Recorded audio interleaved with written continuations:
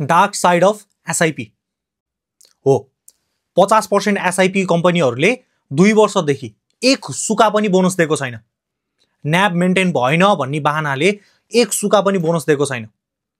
अनि यो पैसा बरु ब्याङ्कमा लगेर ब्याजमा राखेको भए कम्तीमा 6-7% को फिक्स डिपोजिटले ब्याज त दिन्थ्यो। हामीले 2000 रुपियाँ मात्र महिनाको राखेको छौं भने पनि यो 24 महिनामा 48,000 राखिसक्यौं। यो 48,000 को हामीले गुमाएको पैसा खोइ, हामीले गुमाएको अपर्च्युनिटी कस्ट कसले हेर्दिने?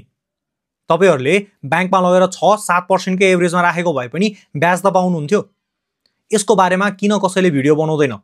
बनाओस् कसरी? इन्फ्लुएन्सरहरूलाई पैसा आउने एसआइपी प्रमोट गरेरै हो।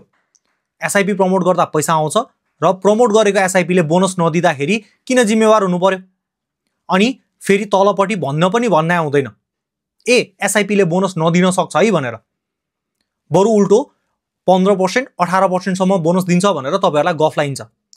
तर सुन्नुहोस् ध्यान दिएर, अहिलेसम्मको ओपन इन्डेड म्युचुअल फन्डमा एसआइपी गरिन्छ र यो आएको टोटल हिस्ट्री हेर्दाखेरि कुनै पनि कम्पनीको 15% पुग्दैन।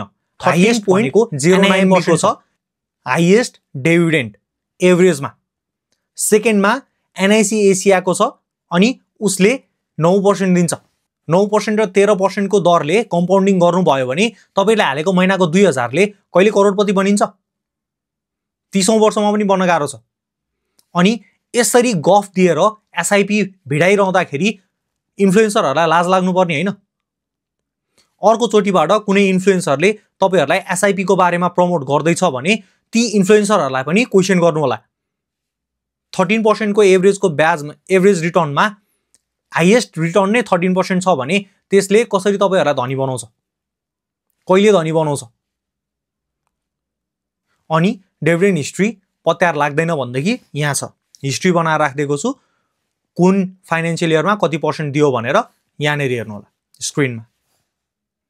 अनि एसआइपी गर्नु अगाडि आफैले डिसिजन लिनु होला।